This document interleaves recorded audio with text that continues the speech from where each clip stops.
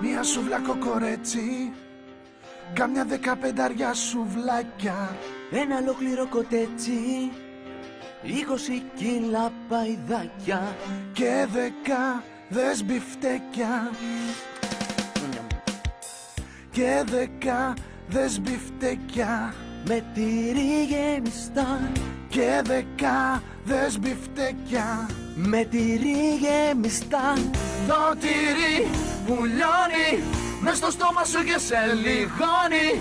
Ιερό σουβλάκι, καλοψημένο σαγανάκι, να σε δω να μάσας, με λιγούρα να καταβροχθίζεις, συγκαλίγουρευτά και του χρόνου αρνιά.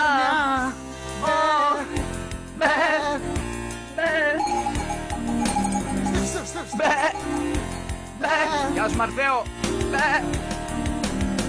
Μια σούβλα κοκορέτσι, Κάμια 15 σουβλάκια, ένα ολόκληρο κοτέτσι, 20 κιλά παϊδάκια και 10 μπιφτέκια, με τυρί γεμιστά, και 10 μπιφτέκια, με τυρί γεμιστά.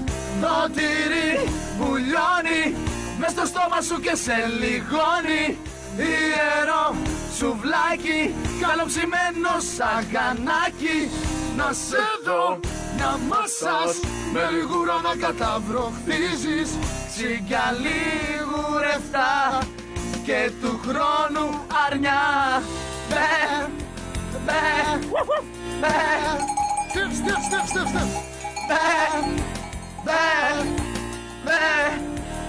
δικό σας.